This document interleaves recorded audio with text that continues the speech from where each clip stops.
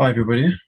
My name's Benjamin. I'm going to be hosting today, and we're honored to have Ashley Perry with us. I'm just going to give a brief introduction, and then we'll start with the conversation. We'll start with questions, and then we'll take questions from the audience from the floor afterwards. So just a bit about our guest speaker today. Ashley Perry is an international strategic and communications consultant and public relations advisor to international leaders, governments, companies, organizations, and individuals in a variety of fields and arenas at the highest levels globally. Perry was advisor to Israel's Minister of Foreign Affairs and Deputy Prime Minister from April 2009 until May 2015, and has worked with Israel's Ministers of Defense, Tourism, National Infrastructure and Water, Agriculture, Internal Security, Immigrant Absorption, and the Deputy Ministers of the Interior and Foreign Affairs, as well as with the Chairman of the Knesset Foreign Affairs and Defense Committee, and with the Prime Minister's Office. So quite an illustrious career. He was recently named one of the top 50 Olim from the UK who has made a significant contribution to help shape the state of Israel. He was a delegate to the recent World Zionist Congress and the CEO of the Heritage Center for Middle Eastern and North African Jewry, and president of Reconectar, an organization which helps the descendants of Spanish and Portuguese Jewish communities connect with the Jewish world. So the title of the event has been about the Abraham Accords, and that's where we're going to start discussing today.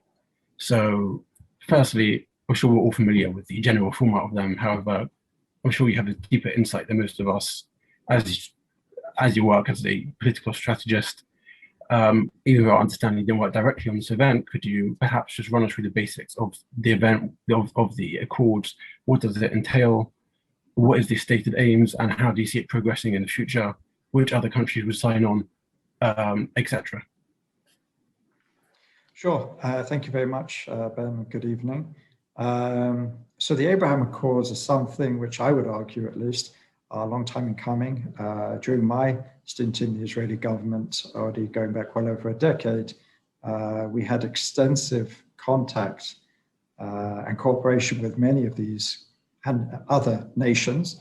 In those years, we used to sort of compare ourselves to the mistress of the region, where everyone used to visit us at night, secretly behind closed doors, and then deny about it the next day. That was the relationship. Israel understood it, but that's just the way it was. And we were always looking for opportunities, but they were few and far between.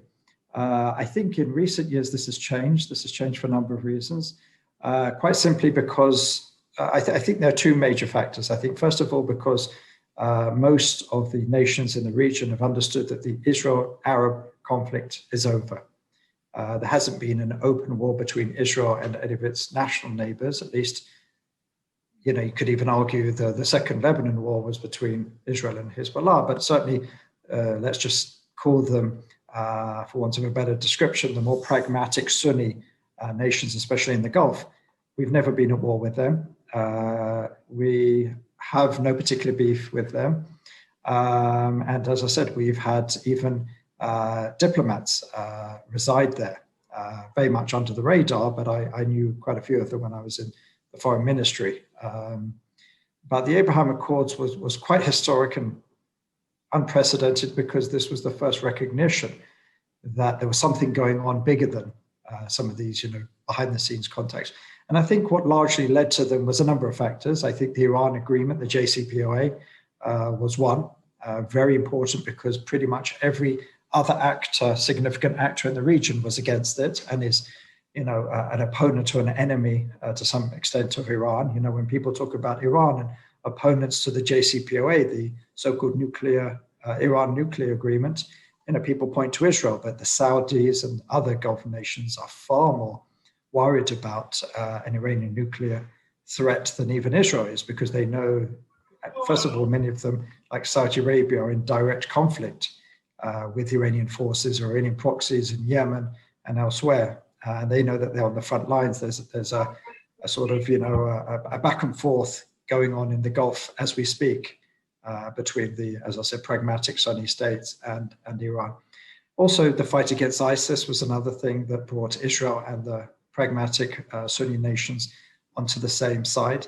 And I think beyond that, I think there was an understanding that there's so much more that we can do together, united, standing together openly, than we could behind closed doors. As we've seen in the last week, the United Arab Emirates signed a collaboration agreement worth, I believe, £7 billion, $10 billion, which will basically invest in Israel's high-tech R&D, which, as we know, is, is some of the finest in the world. And this isn't because they've suddenly become Zionists overnight. This is because they understand that what Israel can provide is really, we bat above or punch above our weight, if I get my analogies correct. Israel does so much for, let's say, countries in sub-Saharan Africa. We do a lot for countries in, what used to be called the developing world. So why can't we do it for our neighbors? And what I would say is that, again, I've only traveled to one of these countries, the United Arab Emirates. I was there in December. But, these are different sort of peace agreements than, let's say, we had with Egypt and Jordan. I've been to both of those countries. And let's just say, I wear kippah, and I probably would not wear one now if I went to either of those countries. But in Dubai, I walked around with my kippah freely. People came up to me, wanted to shake my hand, even though it was COVID, and would say, please feel at home, tell all your friends, we love Israel, we love Israelis. I mean, it was a really warm feeling. It wasn't just, okay, this is an agreement between governments, and the peoples aren't so particularly excited about it. I can tell you that, something like 100,000 Israelis have already been to Dubai, and that again during COVID with all the restrictions and the measures. When I was there, I wrote on my my booking.com sign up that I keep kosher, to take that into account. And I suddenly got a WhatsApp from the head chef, and he said, please tell me what I can get you. We've been instructed by our government that every hotel has to have a kosher option. This is relatively unprecedented. Towards the end of the year, we're also going to have an event in Morocco. And again, we're going to have the king involved there, who's, being very supportive of his Jewish community and the Jewish community at large, including in the state of Israel. And I think these are really historic times. I think another level of importance is it really put to bed this idea of linkage. Linkage is the concept of subsequent Western governments, primarily American governments, that you can only get peace in the Middle East through Ramallah and Jerusalem. In other words, only when the Israel-Palestinian conflict has ended can there hope to be any peace in the region. There will be no peace, as John Kerry, former Secretary of State John Kerry famously said, there can be no peace agreements with any Arab nation until there's a peace agreement with the Palestinian Authority. Well, he's eating his words a number of years later. And to a certain extent, it actually makes the Israel-Palestinian conflict easier to solve because it doesn't overload it with, quite frankly, unrealistic expectations that everything that happens in the Middle East is related to the Israel-Palestinian conflict. We've seen in recent years what's going on in Syria, in Yemen, in Lebanon, in Iraq. None of this has anything to do with Israel, Palestinians, the Palestinian Authority, but this sort of view from many in the West that, well, these are all related, and if you could just solve the problem, then it will solve all the other issues in the region. Has quite frankly been absurd, but it was largely accepted. Well, I think these Abraham Accords really show that it's not true, and I think I really do believe that it could help our conflict with the Palestinians because it just simply will not overload it. We'll put it in its proper place, that we need to find peace between Israel and the Palestinians. Let's not overload it with unnecessary expectations and overload it with all these other conflicts and whatever is going on in the region, and really just put it back into its proper place. Two conflicting national narratives, and hopefully at some point soon we'll be able to get back to the negotiating table and try and find a peaceful resolution to this conflict. But to say that no one else in the region can have peace with the Jewish state until that's happened is just absurd. And I think hopefully and thankfully it seems to have been that concept has been really thrown into the dustbin of history, hopefully. Thank you very much for that analysis. Now that we've heard about the Abraham Accords in general, let's talk more about your specific role around this. So, as CEO of the Heritage Center for Middle East and North Africa Jewry, you recently had an event in Dubai, based around using Mizrachi culture and history to bridge the gap between Arabs and Jews between the UAE and Israel, using this on a bedrock on which to further the cooperation between the two different nations. So firstly, on a practical level, how did the event go? How was it received by the people in Dubai? And secondly, why do you think it's so important to use the joint culture, use the joint identity of the Mizrachi Jews as a medium for peace and further development between the two countries? Well, it was a great event, really exceeded all of our expectations. It was fascinating because I've been involved in this issue of the history and subsequent expulsion of the Jews in the Middle East and North Africa. I wrote the law to create for the first time a day of commemoration every November 30th, and I've been involved in this issue in many different ways. When we first broached this idea of having an event in Dubai around this, I thought that there may be some pushback, maybe certain conditions set. And I have to say that our partners in Dubai, the Museum of Civilizations, was really receptive. And what was most remarkable to me is I thought, okay, we're really treading new ground here, having Israelis come and sit and talk. Originally, we were going to have an Israeli minister, but unfortunately, because of protocol, he wasn't able to come. So we didn't have any official Israeli people there. We did have the deputy mayor of Jerusalem. But I walked around this museum, and this is a museum that's been open for years, open to the public. And I saw in it, there was a lot of stuff which would really not look out of place in any Jewish museum in the world. A real testament to the feelings, and warmth towards the Jewish people, and not just the Jewish people, even Zionism. I was quite surprised. And here again, in a major city in the Arab world, which only up until a few months ago had open relations, here was a museum which showed openly on display letters from Theodor Herzl and many other, maps of Israel, not with the word Palestine emblazoned on it, talking about the history of Zionism and everything. And that really sort of, shocked me a little bit, but now it really shouldn't, looking back.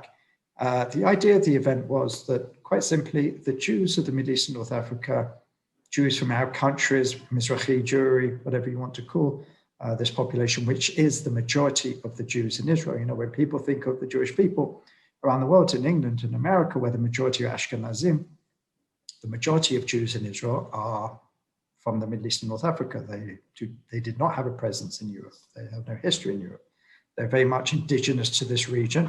Their language, their culture, the traditions very much rooted in that. Many of them spoke Arabic. If you meet Iraqi Jews, they still pine to a certain extent for that country, and many others. And so I think that this is a perfect population that could be this bridge. There's an understanding, there's a sensitivity. There's they have a foot in either world. They're Jews, but they also come with an Arabic, let's say, or a tradition, history.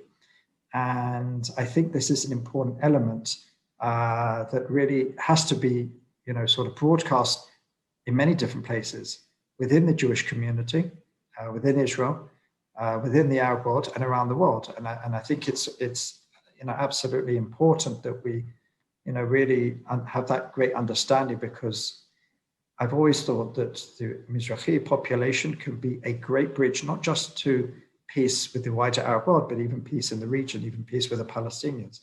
Because without them, without their history, and by the way, without their suffering being noted, there can be no peace. When we talk about the Middle East conflict, or we talk about the Israel-Palestinian conflict, we always talk about when we talk about refugees, we always talk about Palestinian refugees. Well, there was another set of refugees. There was 850,000 Jews who were thrown out of their communities, sometimes millennia old, 2,500 years of Jews in Babylon, Mesopotamia, Iraq, whatever you want to call it today. Someone actually corrected me when I said that was the oldest diasporic community in the world. An Egyptian woman said, well, for us, we believe that there were Jews in Egypt from the time of Moses. Many of them never left. So actually, Egypt is the oldest diaspora. In fact, you could even argue it's not a diaspora community because it was before the homeland to a certain extent. But certainly these communities are thousands of years old. And unfortunately, from 850,000 last century, today there's no more than a couple of thousand. So this was, an expulsion, a persecution, an exodus, and they really should have got a refugee status. And if we're ever going to solve this conflict, and by the way, the Clinton parameters, UN resolutions talk about this, we have to look at two sets of refugees, not just the Palestinians, but also the Jews of the Middle East and North Africa. So I think that, that this population is such an important population when we're talking about peace, sort of resolving the conflict, and really all the elements that are needed to get there. So there's so much to pick up on in what you just said, and we've got a question in the chat as well. We'll get back to that in a minute. Also, anybody else, feel free to write in the Q&A, please. But if you mind me just throwing in my own personal point here, in the reaching out, so to speak, to the Mizrachi Jews, do you view the eventual aim of that as perhaps re-establishing a Jewish community in Iraq, in Iran, in the places where there once were, or just creating a centers of cultural heritage, but in Israel? Well, there's many layers to that question. First of all, Iran has a Jewish community. Let's make a differentiation. Different countries have different levels. Iraq has no Jewish community. If there are any Jews, they're very much hidden. And also, even in Iraq, in the Kurdish north, they're very much wanting to establish a Jewish community. But in other parts of Iraq, it's far more problematic. I think at the end of the day, it's up to whether there's interest. No one's going to force a community anywhere. The UAE, even before we signed our normalization agreement with them, there was already an established Jewish community. There's already 2 synagogues, 2 Jewish communities, because God forbid we should have one united Jewish community anyway, the old joke. Excuse me. So we're already seeing that, and we're seeing a lot of Moroccan Jews, really think about traveling back to Morocco since the normalization. Even Sudanese Jews, which certainly had no possibility of traveling to Sudan, are now looking into that possibility. What I think the first step before we talk about reintroducing communities, and again, that's individual, communal decisions, is first of all, we have to try and seek, and this is something that we put into an MOU we signed in the UAE, is the preservation of Jewish institutions, most important, cemeteries. Last year, we did an initiative called the Kaddish Initiative, where we called on Jews around the world to say Kaddish in solidarity with those Jews who could not say, the mourner's prayer in the cemeteries of their loved ones. A Jew whose ancestor, grandparent, uncle, whatever it is, even parent, are buried in Baghdad simply cannot go and visit their family. Every now and again you hear 1 or 2 that do, but on the whole you cannot. That's true in Libya. A Libyan Jew went to visit the synagogue he grew up in and basically was told, if you don't leave now, you'll be killed. So I think, Syria obviously is very problematic, Lebanon. So I think even before we talk about reestablishing Jewish communities there, I think first of all, we have to try and push these countries in the Arab world at large to preserve what was. Because today in Tripoli, for example, one of the biggest synagogues is now a 5-star hotel. And a lot of other places have simply been demolished or just been neglected to the point where they've kind of just, they're not real. They're not buildings anymore. They're not graveyards, cemeteries anymore. So I think before we talk about that, I think we just have to preserve what was. And I think it's very important for the region as a whole to understand the history of the Jewish people in this region, to see that, it wasn't something that, the state of Israel was not the beginning and end of the Jewish presence in the region. I think the Arab world has to face up to this reality that the Jews were living there for thousands of years. I always told people, think about this. There were Jews in Arabia speaking Arabic before Islam even came. Most people, when they think of the Jewish people, they would think, wow, that's an interesting thought. But I think we have to talk more about this. And by the way, I would say first and foremost within the Jewish community, because there just isn't enough education in the Jewish community about the Jews of the Middle East and North Africa.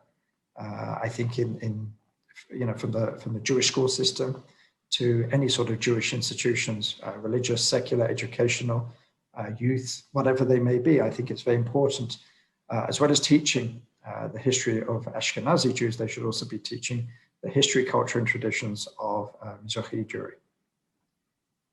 So now let me just jump to a question from the Q&A. Firstly, thank you for that. But we have an interesting question here, which is, what would your response to those who call Mizrachi Arab Jews? Is this a way of erasing Jewish identity in the Middle East?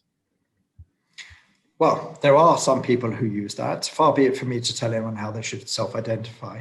But those who propose that on others, I know many Jews who find that offensive. First of all, by the way, according to the Arab League, when the Arab League first decided to define what is an Arab, they purposely set the criteria to disinclude Jews.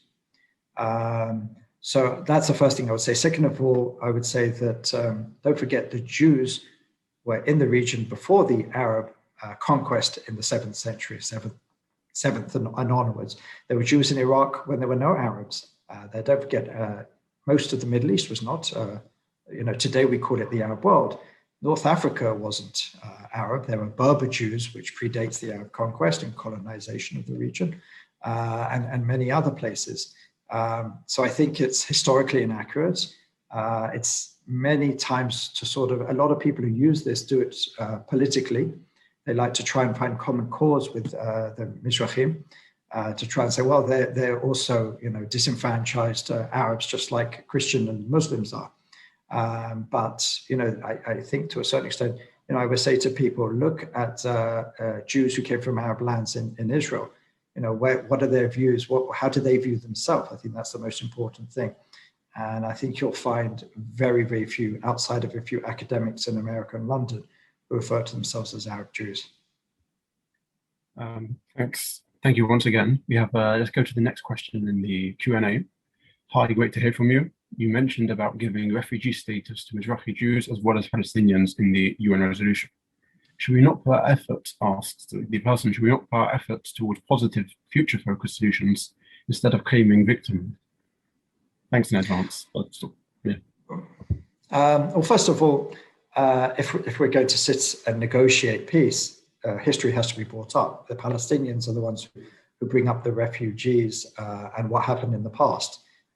So an erasure of one's past would basically make probably the negotiations a lot easier. But the Palestinians, I can tell you what happens almost every single time that that there's negotiations. Palestinian negotiators come in wielding these very, lots and lots of heavy boxes that they slap down on the table very dramatically. And basically, they say that these are the claims of individual Palestinian refugees, their right to return, to reparations, to all this sort of things. And the few times that we've gone through them, we've seen that there's very little there of substance. But the fact is, the Palestinian refugee is one of the core issues to resolve the conflict. It's there. So if you could convince the Palestinians to drop the refugee claims, then it'd be quite remarkable. So why should the Jews have to also drop their claims? Again, no one is looking to return to homes necessarily. I think the most important word that's used when it comes to the Jewish refugees is redress. Because don't forget, as opposed to the Palestinians, the Jews were not in any conflict. They were not in any theater of war. They were just made refugees overnight. They were thrown out of their house. They were chased out of their house. They were murdered. They were put in prison just for being Jews. They were fined. They were disenfranchised of their citizenship. All of these things happened in reality. It's not about being victim. It's about the righteousness of one's cause, about justice, historic justice. And if the few people who have looked into it in the history have seen that the assets, both communal and individual, of the Jewish refugees far, far, far outweighs the Palestinians.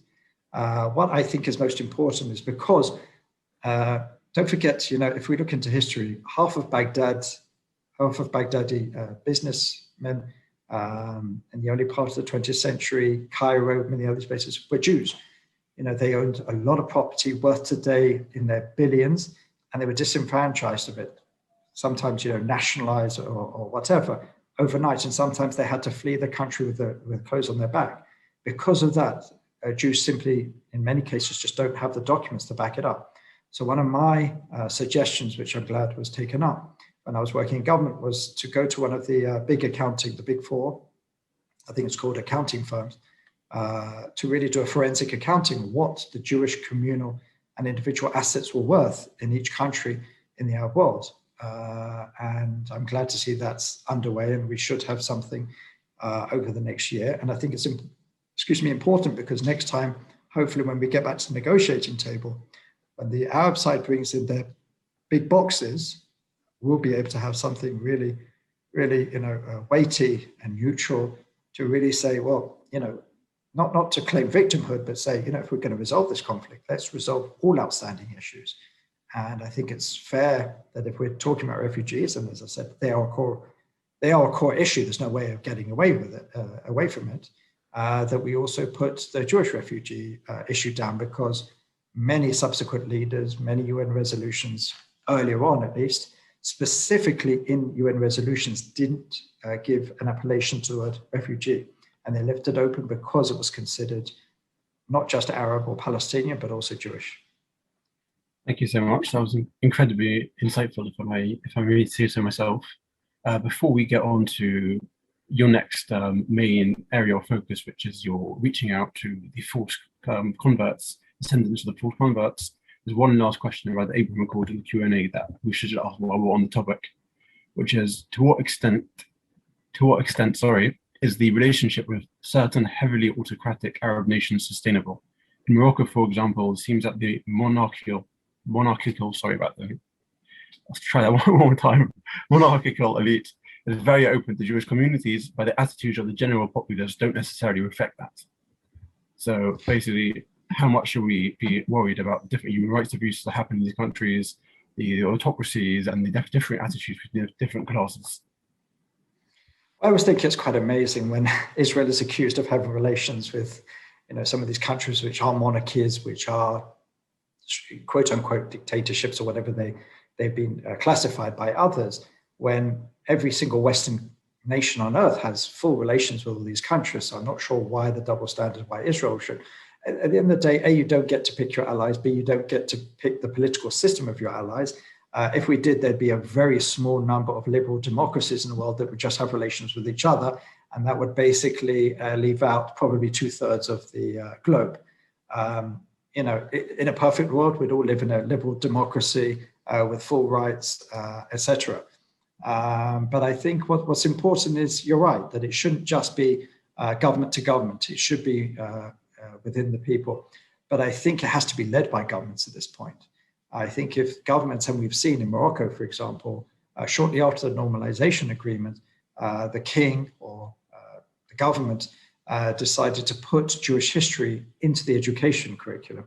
Now, that was a top-down approach, but hopefully within a few years, that the Moroccan largely Muslim population will be learning about Jewish history in Morocco, and they'll start to see Jews in a different light, and hopefully that will change attitudes, and then we'll see at all levels of society a greater warmth to the Jewish world and Israel.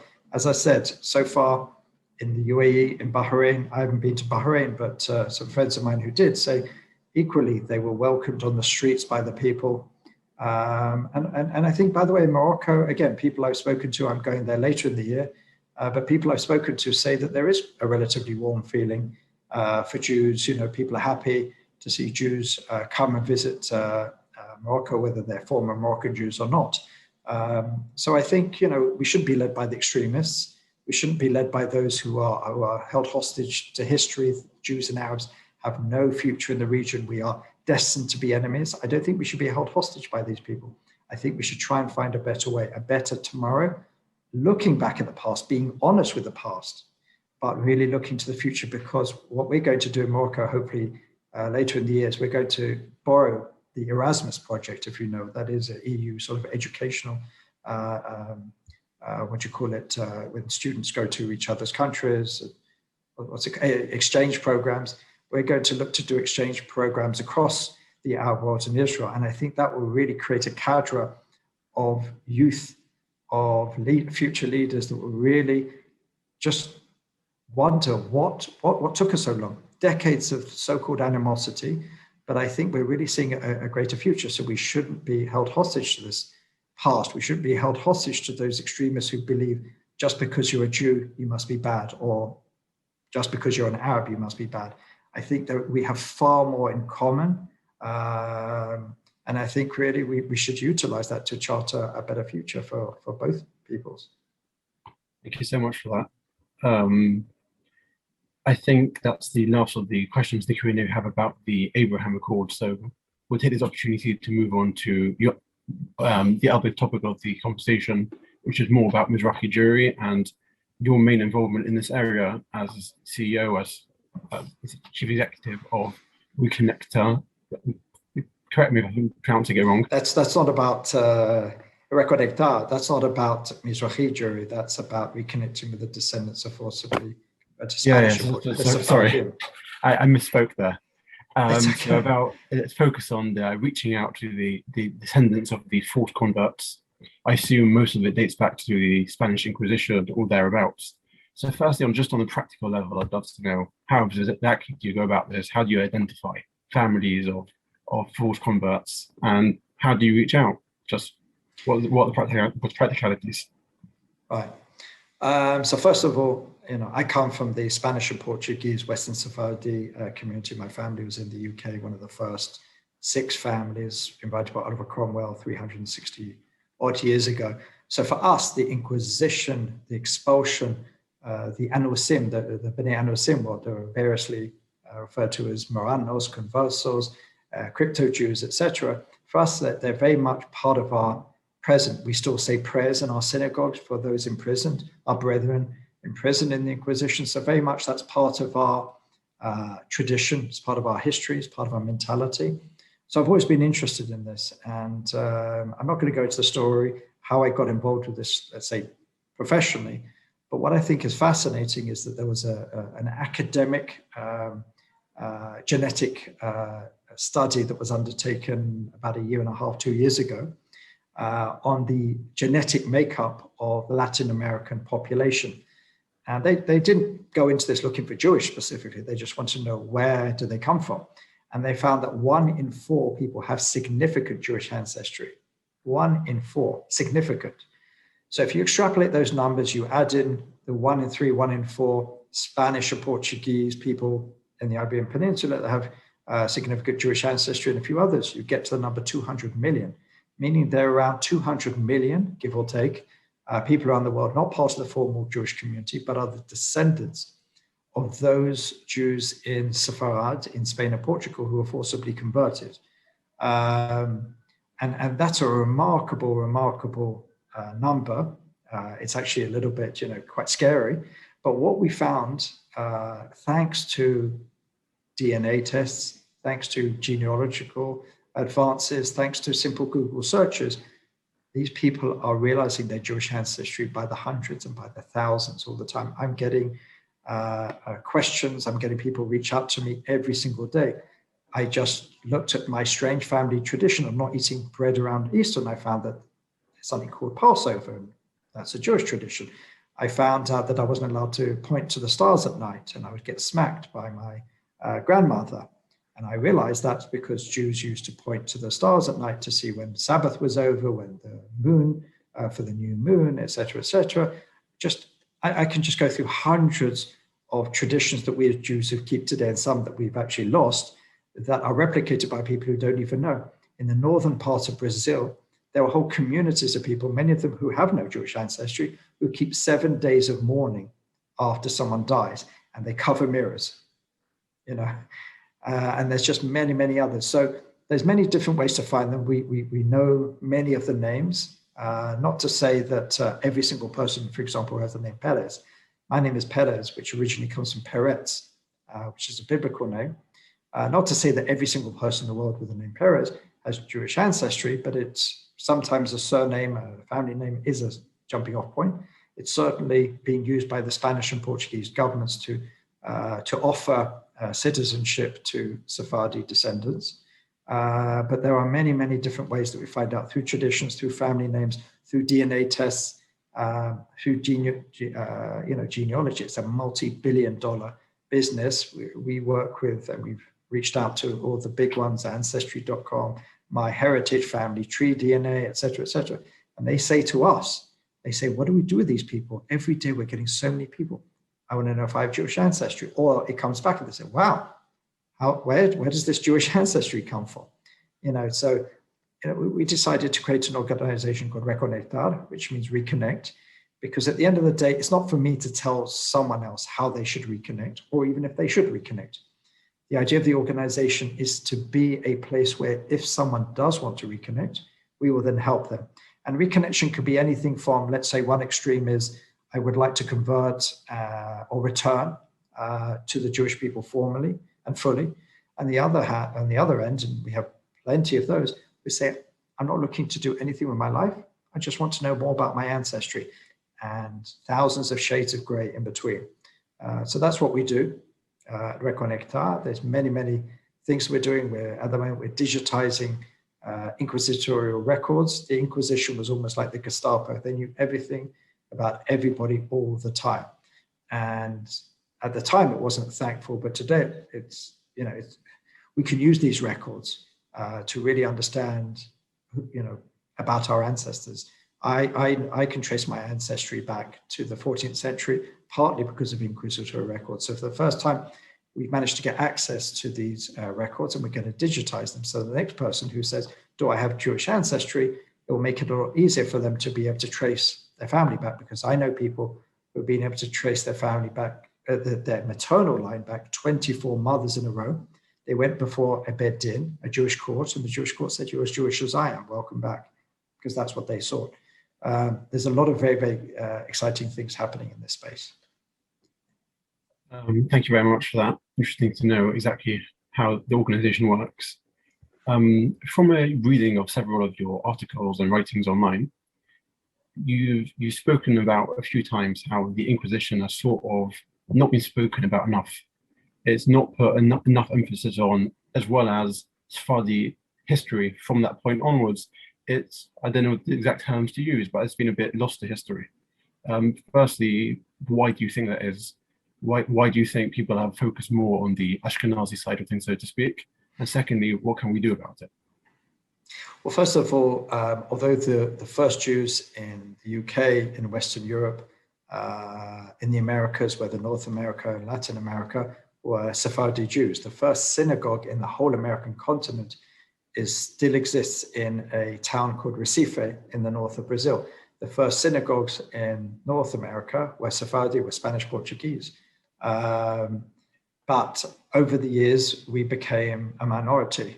And the majority of Jews in most of the West, certainly in the English-speaking world, are Ashkenazi. So it kind of makes sense, the majority rules.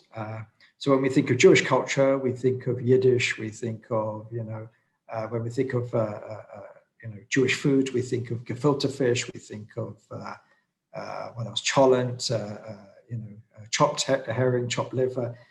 One of those things that they used to have in the UK, chopped herring balls. That was quite an anomaly in the UK. You tell anyone outside the UK about chopped herring balls and they can't I've never believe tried them. But when you think of Jews, what do you think of? You think of Goldberg sounding, Yiddish throwing, words thrown in, that kind of food, klezmer music, when people you look at any show in any mainstream culture, in any Western society, whenever they have Jews on the screen and they want to sort of show this sort of Jewish feeling, what do they play? Klezmer music, Eastern European music. So it's very much our identity, unfortunately, is very much tied into that. I'm not saying that it shouldn't be part of it, but there's a wider story here. And I think it's very important that the expulsion, the Inquisition, the persecution of the Jews in Spain led to so much of what we know today, whether it's Zionism, whether it's Hasidut, whether it's the Haskalah, whether it's mysticism, whether it's even the feminist movement, even some of the progressive movements certainly came out of this time, whether it's the rationalist movement.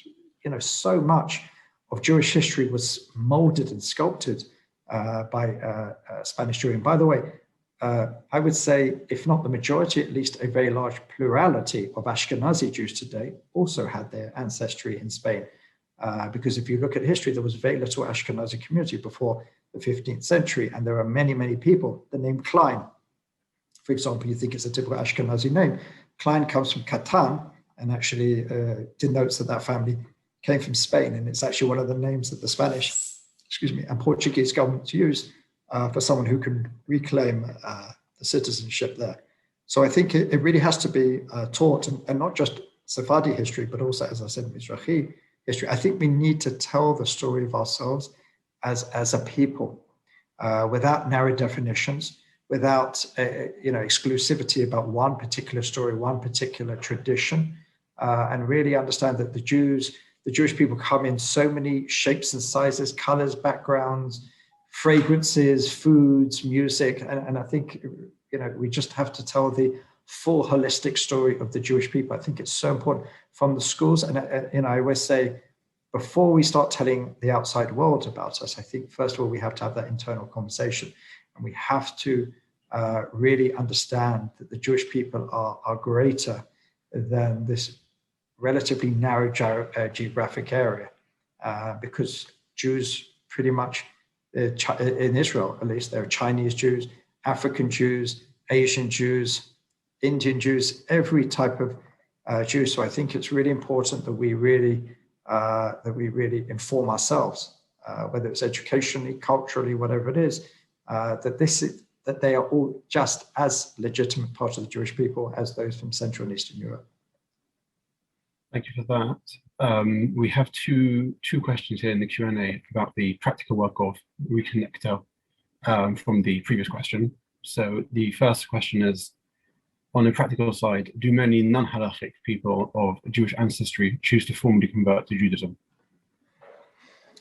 Yes, I mean, we're talking here about those who are, let's just say, it's quite a loaded question, and it's a fair question, but there are so many ways of answering it. First of all, because if we look into history, there was almost not a time in any part of Jewish history where there were not people who were being forcibly converted.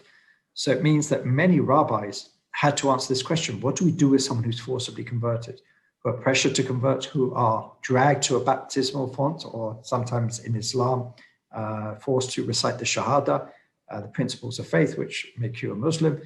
And many rabbis, the greatest rabbis in history, were all asked, what do you do with them? And the vast majority of them answered, according to us, they remain Jews, sometimes up to many, many generations. And we're all, to a certain extent, the descendant of forcible converted Jews, because Spanish Jewry, as I said, where the majority of Jews in the world have some sort of heritage, were forcibly converted 3 times, by the Visigoths, by the Moor invaders, and then by the most famous one, the Catholic Queen, the Catholic Kingdom.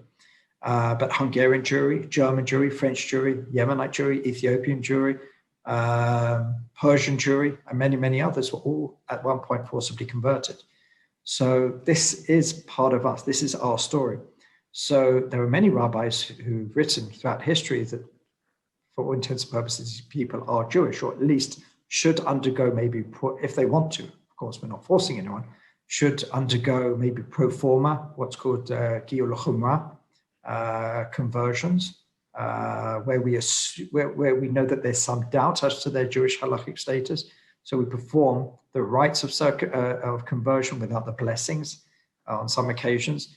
Again, if you can show a maternal line, that could be very different. Some just prefer to go through the full conversion. I know many who just said, I don't want to have any doubts. I want to return fully. We are working with a number of rabbinical figures to try and make some sort of definition. Because for many people, even if they do have to go through the full conversion, they want their ancestry recognized in some way and say that they're not just coming from nowhere, whether it's being able to use their father's name when they get called up to the Torah, or whatever it is, that, just some recognition that their ancestors didn't suffer, didn't keep the flame of Jewish tradition alive just to be referred to as non-Jews and have to jump through all these sort of hurdles. So it's a very difficult question, is the bottom line. And sometimes it's even just an individual question. Each person has to decide. All we are are guides. I'm not going to say to someone, well, you have to convert fully, you have to do this. No, if someone comes to us with questions, and if I can't answer, or the people I work with can't answer, we find the suitable authorities, because I'm not a rabbinical, I'm not an academic figure. So we find the right people to answer those questions. And we have many people around the world who can then be in contact with them one-on-one to explain to them their challenges, their circumstances, and hopefully that will help the next person who comes through with the same question. Thank you. Back to our more practical questions on the Reconectar's work. The next person asked about specifically about Russian Jewry, who they said they've heard of many Ashkenazism with a background in the Pale of Settlement in Russia, believing that they have Sephardic ancestry but being proved wrong by DNA. Why do you think that is, and why is that? Yeah, I mean, I know some of my friends who are as Russian, culturally looking, whatever that means, and they found that they have Sephardic ancestry. As I said before, if you look at the turn of the last millennium, around the 10th or 11th century, around 80% of all world Jewry lived in the Iberian Peninsula, with just smaller communities elsewhere. What we do know is at the expulsion, many Jews decided to take different routes. My family took the Portuguese route, which was the easiest one and most popular because it was the only land route, which made sense. But many fled overseas around the Mediterranean. Many fled into the European interior, into Poland. There were whole towns just of Sephardic Jews for even a century or two after.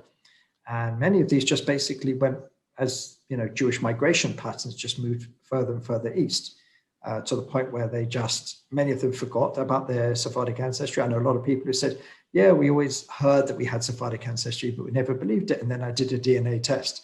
There are not many people who can really pinpoint, because in many of these places that the Jews fled in the East didn't keep the best genealogical records. There are very few Russian Jews who can really put a family tree, many generations. I actually know one who can, but very few of them can, because they didn't keep the best records in these places.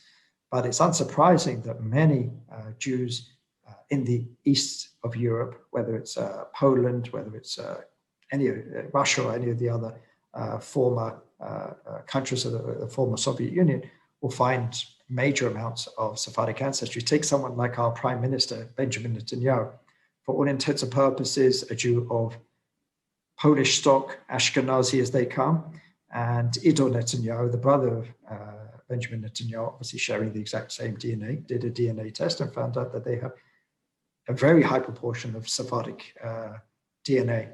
So we're hearing that all the time. So as well as there's this reconnection with people outside of the formative Jewish world, also there's a reconnection to Sephardic ancestry within the Jewish world, within Mizrachi Jewry, which we always knew about, but also within the Ashkenazi world as well. So it's a fascinating phenomenon. As I said, there was a time where 80% of all world Jewry resided in Sepharad, the Iberian Peninsula. So it stands to reason that a very high percentage of Jews today, wherever they are, whatever they consider themselves to be today, do have a significant amount of Sephardic DNA. Thank you once again. I believe we're coming close to the end of our allotted time. There is one last question in the Q&A, but I believe it's been answered more or less already, which asks, we'll speak out as the last question of how long did crypto-Jewish communities last in Iberia through the Inquisition and the 19th century? But so I believe that's the whole way through. I got cut off. Yeah, I lost you. My apologies, I'll repeat that. How long did crypto-Jewish communities last in Iberia between the Inquisitions and the 19th century? Well, first of all, there's still crypto-Jewish communities in the Iberian Peninsula and around the world. There are communities in Latin America, even in North America. There are synagogues just of what they prefer to be called anosim. B'nai anosim, or anosim is actually a halachic term. It means the forced ones. B'nai meaning the children of, so like the descendants of the forced ones. So there are communities all over the world. In Australia, I know quite a few people. But to talk of communities, it's very rare, because obviously under the shadow of the Inquisition, you couldn't really form a community. So many were individuals. There is the famous example of the Belmonte community in northern Portugal, in the mountainous region, where up until the early 20th century, when an Ashkenazi rabbi stumbled upon them, they thought they were so cut off from the rest of the world, and even Jewry, they thought they were the only Jews left on earth. There's the phenomenon of the Shwetas in the island of Majorca, where a large proportion of the islands are called Shwetas, which is an old Majorcan word for Jews. And a significant part of the island still has that ancestry, and it's known who are Shwetas and who are not. And to a certain extent, they never intermarried, to the point where an ultra-Orthodox rabbi from Bnei Brak went to visit the island, went through the records, and said, I see relatively no intermarriage here, if at all. So as far as I'm concerned, the Shwetas are halakhically Jewish. There was a big phenomena in Portugal with Colonel Barrasso, if I can remember his name. He was called the Portuguese, oh wow, my mind's gone blank. What was the French Jewish Dreyfus? He was called the Portuguese Dreyfus because he was a senior army official, and he found out he had Jewish ancestry and then circumcised himself, started a community, and basically got stripped of all his rank. It was a very famous story. And he created quite a few communities in Porto and Lisbon, of people like him who were finding out that they had Jewish ancestry and wanted to revert to the Jewish people. Quite simply, these communities were continuing even up until this day. The Spanish-Portuguese community in Amsterdam basically welcomed anyone who managed to flee the Iberian Peninsula for hundreds of years and were instantly welcomed into the community. If they weren't circumcised, they had to be circumcised, but beyond that, they were considered, because everyone knew who they were, because the Spanish-Portuguese community in Amsterdam and London still had very close ties with their family members or whatever. So they were welcome back. So it's a phenomenon which is, I would argue, is still ongoing. There are actually probably today more communities than there ever have been. I was just speaking to a friend of mine in Miami who's trying to federate these, what they call themselves emerging Jewish communities in Latin America. They have up to now, I believe, 60 communities around the Latin American, around the Southern American continent, of communities with synagogues, with mikvaot, with shechita, with everything that you need for fully Jewish life around the continent. And these are people who either always kept their traditions, but didn't openly admit to being Jews, or just finding out, and they want to live a full Jewish life. So for the first time, we're really finding, the fact that they want to be part of world Jewry. They're federating amongst themselves, and they want to have recognition. I'm trying to help them gain some sort of recognition from the Israeli government. We had the Ministry of Diaspora Affairs. I helped put a committee together on this subject and some recommendations for the government. But as anyone who follows Israeli politics knows, we haven't had a stable government, unfortunately, for a year and a half. But we still have this government report. And as soon as we have a stable government, hopefully it will be put on the cabinet's table, and some of the recommendations will be brought forward. Thank you so much for that. I'm sorry to have to wrap this up, but we've run out of time. I've certainly enjoyed that. I hope everybody else has equally. I've learned a lot from it. I just want to thank you so much for your time. It's been incredibly insightful. Absolutely. Pleasure. Could I add that there was so much to be said. I didn't have to do much of the talking myself. Once again, thank you everyone for coming.